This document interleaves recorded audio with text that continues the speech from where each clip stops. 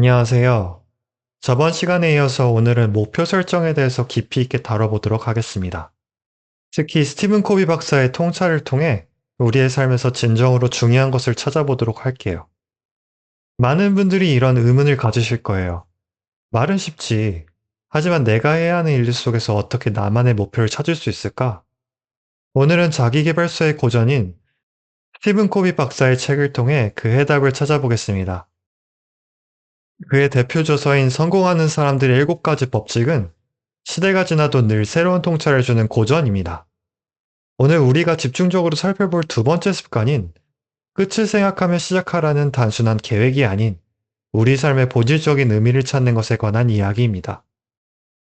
인간은 자신의 유한성, 즉 자신의 죽음을 인식한다는 측면에서 특별합니다. 스티븐 코비 박사는 자신의 미션을 찾는 과정으로 당신이 죽었을 때 이루었으면 하는 것들을 먼저 적어보라고 말합니다. 제가 이 책을 처음 읽었을 때는 이 부분을 그냥 넘겨버렸었어요. 내가 지금 해야 하는 것들이 많은데 무슨 벌써 죽는 걸 먼저 생각해?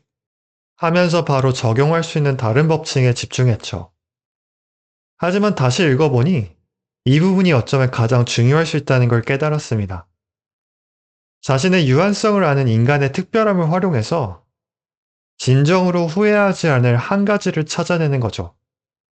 그것은 가족에게 사랑한다고 말하는 것일 수도 있고, 꼭 먹어보고 싶었던 음식일 수도 있고, 혹은 그랜드 캐년에 한번 가보는 것일 수도 있습니다. 하지만 오늘 당장 죽지 않으면 어떡하죠? 라는 의문이 드실 텐데요. 저도 그 모순에 대해서 깊이 생각해 보았었습니다. 과정을 조금 나눠서 생각해 보시는 걸 추천드려요.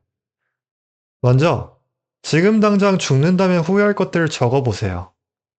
이것이 여러분들의 버킷리스트가 될 거예요.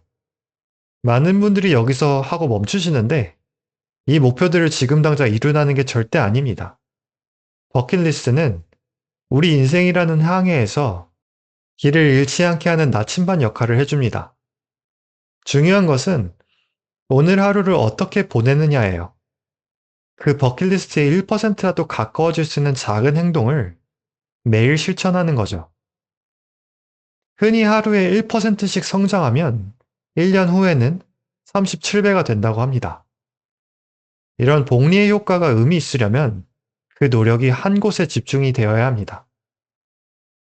여러 곳에 분산된 노력은 큰 결실을 맺기가 어렵죠. 저의 예를 하나 들어보면 제가 궁극적으로 하고 싶었던 건 제가 알게 될 지식들 혹은 아는 지식들을 누군가에게 도움이 될 수 있게 나누는 거였어요. 처음에는 당연히 책을 쓰는 걸 생각했습니다. 그래서 책 집필을 시작했었는데 쓸 때마다 제 부족함이 보여서 계속 멈추게 되더라고요. 그래서 선택한 게 영상이었어요.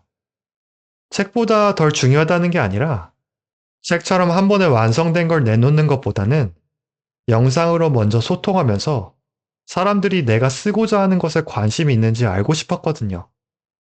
물론 언젠가는 궁극적으로 책을 쓸 거예요.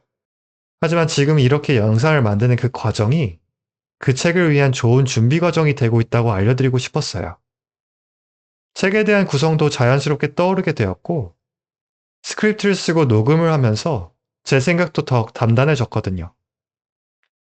이런 식으로 자신의 궁극적인 목표는 그대로 두되 지금 할 수 있는 것부터 조금씩 시도해 보시는 것을 여러분께도 제안해 보고자 합니다. 사실 책의 원제목 The Seven Habits of Highly Effective People의 effective는 성공이 아닌 효과적인을 의미합니다. 진정한 효율성은 단순히 많은 일을 해내는 것이 아니라 우리 삶에서 가장 의미 있는 것에 집중하는 것에 시작된다는 말이 아닐까요? 여러분의 하루하루가 모여 어떤 삶의 이야기를 만들어가고 있으신가요? 여러분만의 의미 있는 목표를 찾는 여정에 이 영상이 작은 도움이 되었길 바랍니다. 궁금한 점이 있으시면 댓글로 편하게 알려주세요. 오늘도 시청해주셔서 고맙습니다.